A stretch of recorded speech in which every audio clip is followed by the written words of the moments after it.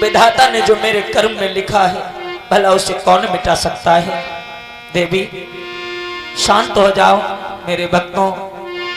आंखें फूटने के बाद भी महाराज अपनी पत्नी को तसल्ली देते हैं।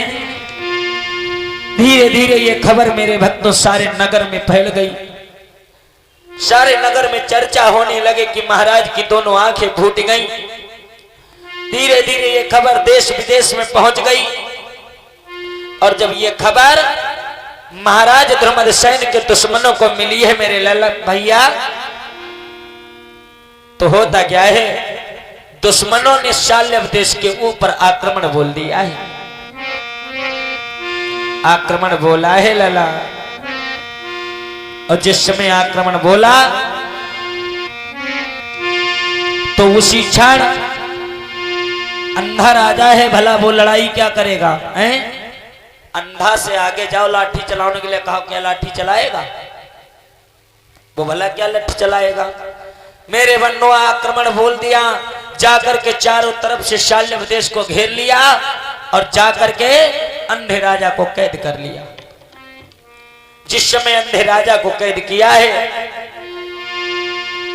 तो आज वो दुश्मन उस राजा से कहने लगे, सुनो महाराज, अरे सब शासन भव हमारो,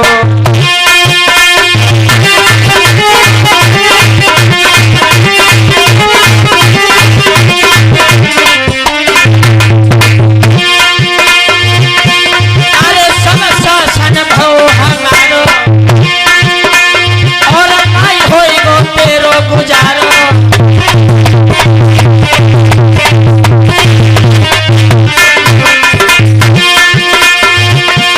अरे करी चाहिए नहर से किनारो, और सुभाष भैया मिले ना सहारा।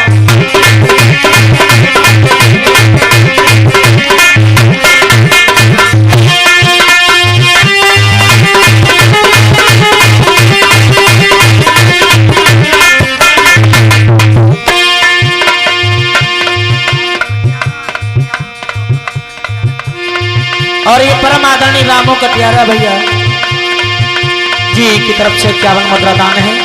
और ये सर्व सम्मानी बलस्टर भैया जी कटियारा से 51 मुद्रा दान कर रहे हैं। भगवान भैया के भंडार भरते रहे हमारी तरफ से सब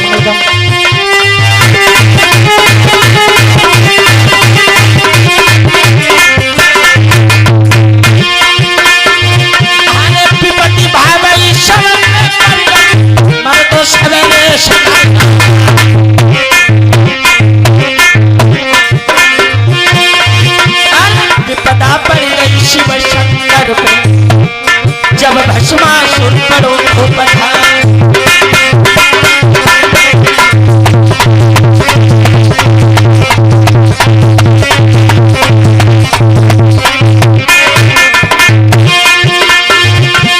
बड़ी विपदा थी हर हाई पानी भरो तो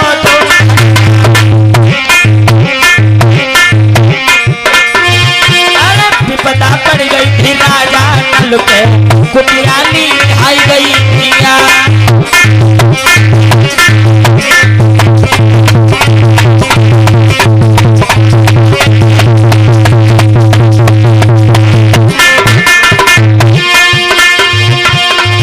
अरे हो तेरे नालों जो मेरा तो पत्थरे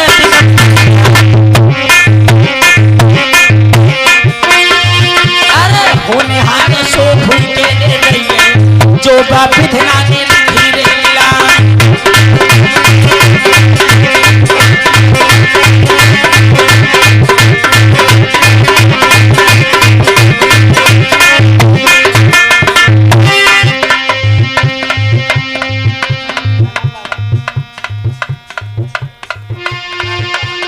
और ये परम आदरणीय परम सम्मानी ठाकुर बाबा जी की तरफ से 50 मुद्रा पुरस्कार के रूप में सादर भेंट हो रहे हैं। और बाबा जी के लिए कहना है,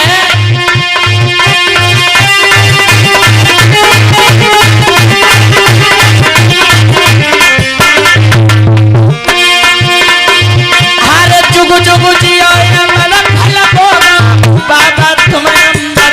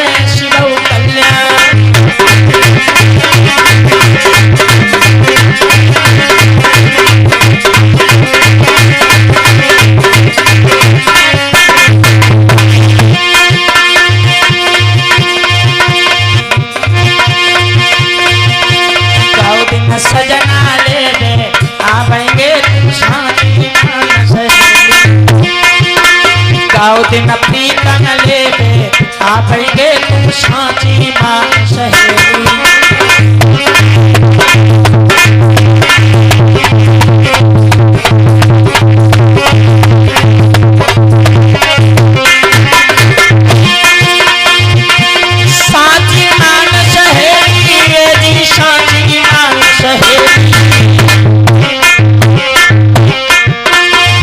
दिन सजना लेबे आवेंगे तू साची मान सहेली।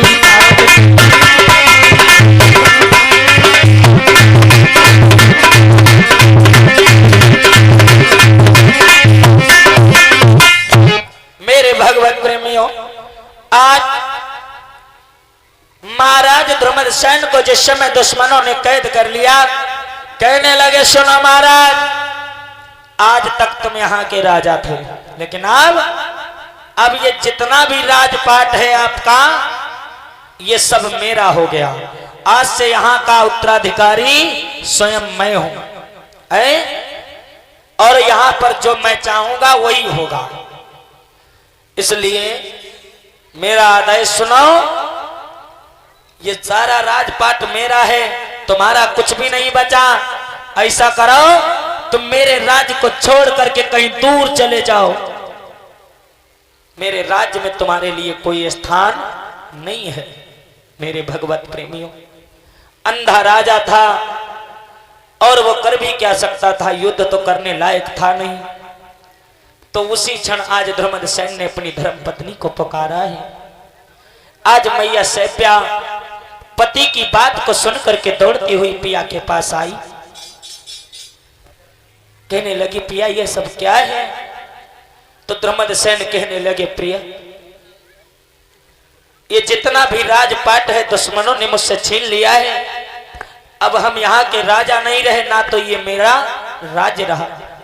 हे देवी, इनका कहना है कि हम इस राज्य में गुजर बसर भी नहीं कर सकते, इसलिए देवी मुझे कहीं ऐसी जगह ले चलो, इतनी दूर इस राज्य से ले चलो जहां पर हमारी गुजर बसर हो सके। मेरे भगवत प्रेमियों, याद रहे पतिव्रता स्त्री थी कौन? सैप्या मैया। कहने लगी पिया चिंता मत करो, जब तक मेरी सांस में सांस रहेगी, इस शरीर में जब तक मेरे प्राण निवास करेंगे, तब तक मैं आपको चिंता नहीं करने दूंगा। आप चिंता मत करो, मैं भी जिंदा हूं। आंखें आपकी फूट गई तो क्या हुआ, मेरे नेत्रों से आप देखोगे। चलो मैं ले चलती हूं। तो बाई क्षण मैया सैप्या ने अपने 5 वर्ष के पुत्र को गोद में लिया है और पकड़ी है लला कलाई अपने पति की। अरे पकड़ी कलाई पति अपने की, रानी जी ले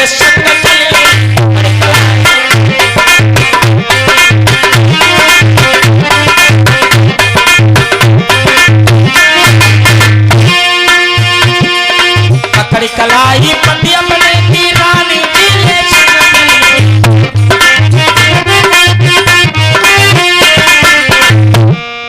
पकड़ी कलाई पति अपने की, पकड़ कलाई पति अपने की, रानी जी ले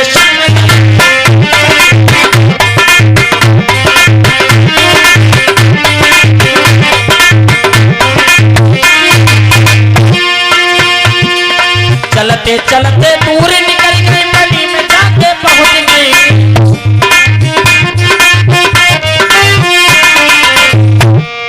चलते चलते दूर निकल गई, गली में जाके पहुंच गई।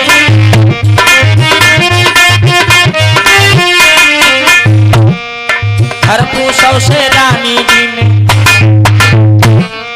खरपूसों से रानी जी ने एक झोपड़ी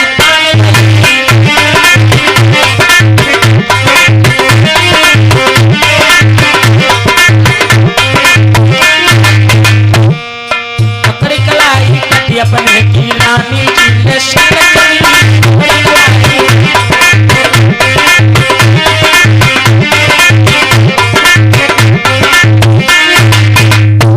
मेरे भगवत प्रेमियों, बाई क्षण मैया सैप्या पतिव्रता स्त्री थी, गोद में अपने 5 वर्ष के बालक को ले लिया। अब पति की कलाई पकड़ी और चल रही। कहा? राज को छोड़ करके चल रही। चलते चलते मैया राज से बहुत दूर निकल गई। जाकर के जिस समय मैया एक घनघोर बनी में पहुंची हैं, तो आज उस बनी में मैया पहुंची हैं, तो मैया ने क्या किया? घास फूस से एक झोपड़ी तैयार की है। झोपड़ी बनाई। मेरे भक्तों, समय का फेर है।